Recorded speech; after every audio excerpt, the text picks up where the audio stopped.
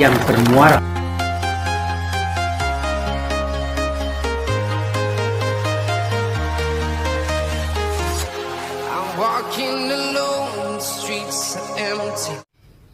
Assalamualaikum warahmatullahi wabarakatuh. Adik-adik sekalian yang berbahagia, kali ini Pak Samsul akan membuat video tentang perkuliahan pertemuan ke-10. Pak saya sampaikan tentang pasar persaingan sempurna. Kemudian kali ini akan saya sampaikan pasar monopoli. Jadi tempo hari bahwa bentuk pasar itu ada 3 bagian. Yang pertama adalah pasar persaingan sempurna, kemudian pasar monopoli, dan yang ketiga adalah pasar oligopoli. Kali ini adalah tentang pasar monopoli, dan ini pasar ini juga sering kita dengar, namun tidak ada salahnya kalau kita perjelas agar kita lebih memahami maksud dan tujuan atau visi dan misinya. Bagaimana kita akan mengetahui ya bahwa ciri pasar persaingan monopoli adalah yang mana kalau kita melihat kalimat monopoli, jadi kalau mono itu kan artinya satu, kemudian poli adalah produsen. Jadi kali ini adalah monopoli itu ada dalam arti satu produsen ya. Adapun ciri-cirinya sebagai berikut. Seperti biasa, kalau mono itu satu, jumlah produsen hanya satu. Ini kalau di Indonesia, ya ini kalau di Indonesia, itu pasar monopoli itu biasanya untuk kepentingan masyarakat banyak. Artinya apa?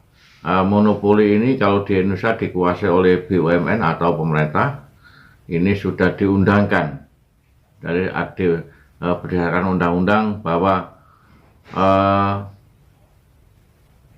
memproduksi hal-hal yang strategis untuk kepentingan masyarakat banyak. Contohnya adalah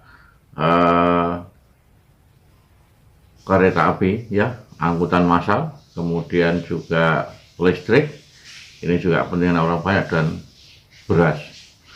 Nah, beras ini dikuasai oleh Bulog ya, karena apa? Ini berkaitan dengan orang banyak. Nah, kita jelaskan dulu maksud dan tujuan monopoli. Kalau itu berkaitan dengan yang dikuasai oleh pemerintah ya. Yang pertama, ketika kenapa seperti listrik itu dikuasai oleh pemerintah, karena apa? Listrik ini kaitannya kebutuhan orang banyak. Nah, sehingga pemerintah dalam hal ini melindungi masyarakat, jangan sampai terjadi sesuatu ya, kekurangan listrik atau eksploitasinya itu adalah memang sumber daya dari negara kita sendiri, sehingga apabila terjadi harga itu ditentukan oleh pemerintah. Jadi juga termasuk beras ya. Nah, BBM, karena apa? Kalau hal itu terjadi ya, terjadi kekurangan, maka ini berdampak pada situasi negara, jadi berkaitan dengan politik. Jadi sejak dulu hal-hal ini dikuasai oleh pemerintah secara penuh agar negara kita bisa kondusif. Kemudian ada juga ciri-ciri selanjutnya, kalau monopoli dunia itu seperti Microsoft ya. Microsoft ini adalah alat software yang sejak dulu secara dunia ini dikuasai oleh perusahaan tersebut. Jenis barangnya itu unik. Artinya jenis barang unik ini adalah jenis barang yang memang sumber dayanya langka ya, jadi langka. Oleh karena itu ini unik bukan berarti dalam arti aneh, bukan. Unik itu artinya satu produk yang memang strategis dan sulit untuk diganti dengan barang yang lain ya. Contohnya kalau listrik itu kan untuk secara kompleks untuk semua kebutuhan manusia ya. Ya, sebenarnya listrik itu juga bisa diganti oleh lampu template atau sebagainya, tetapi kan lampu template tidak bisa untuk memutar radio atau untuk TV. Nah, listrik ini kompleks, dibutuhkan dari segala kebutuhan manusia.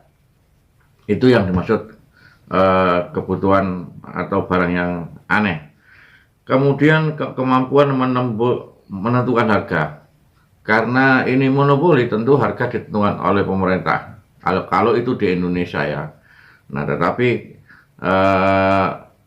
di dalam penentuan kalau itu sifatnya di Indonesia, maka biasanya ini harga ditentukan melalui beberapa mekanisme ya. Kalau di negara kita, kalau saya berbicara tentang negara kita, dalam menentukan harga ini biasanya dirundingkan dengan parlemen itu ya. Kemudian hambatan masuk pasar sulit. Artinya bukan berarti sulit ini bagi produsen yang lain. Ini sulit sekali untuk bisa masuk ke pasarnya ini. Karena apa? Karena membutuhkan modal yang besar. Jadi BUMN itu rata-rata membutuhkan dana yang besar karena eksploitasinya itu sangat besar sekali. Dan apabila ada perusahaan yang bisa memproduksi barang, itu pun tidak bisa dijual kepada masyarakat tanpa melalui daripada perusahaan BUMN, karena ini kaitannya dengan kebutuhan orang banyak dan biasanya satuan harganya itu sama. Itu ciri-ciri kalau di negara kita. Jadi dalam hal ini eksploitasi konsumen itu pasti laku, karena hal ini dibutuhkan sekali. Jadi kalau sudah monopoli itu semua harga ditentukan oleh produsen ya. Kemudian pasti laku karena orang lain tidak bisa menyaingi, karena ini membutuhkan modal yang besar. Itulah ya beberapa ciri ya yang dapat saya sampaikan. Namun perlu juga diketahui bahwasanya di dalam sebuah pasar yang disebut monopoli ini memang betul-betul kalau di negara kita ada hal yang sangat strategis ya. Jadi justru kalau tidak dikuasai oleh negara ini bisa mendolimi ya, itu sangat berbahaya. Jadi kebutuhan masyarakat yang sifatnya itu sangat penting dan tidak mudah untuk dieksploitasi, tentu ini dikuasai oleh negara.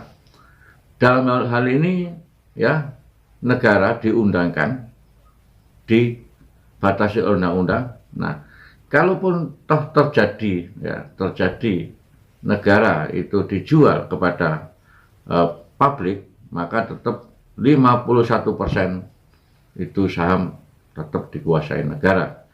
Jadi kalau kita berbicara tentang itu ya, tentang saham, jadi 5 yang terbesar menguasai saham itulah yang mengatur. Jadi kalau pemerintah membutuhkan dana dan sampai itu dijual ya tentang kebutuhan pasar monopoli, maka tetap 51% dikuasai oleh negara, karena negaralah yang mengatur sistem penjualan secara keseluruhan. Saya kira itu ada sekalian yang dapat saya sampaikan. Terima kasih. Yang penting substansinya ya, ada sekalian mengerti tentang pasar monopoli. Mono itu satu, poli itu produsen. Satu produsen menguasai pasar sehingga semuanya eksploitasi ya, menentukan harga itu dikuasai oleh dikuasai oleh produsen. Saya kira itu, terima kasih. Saya kira wassalamualaikum warahmatullahi wabarakatuh.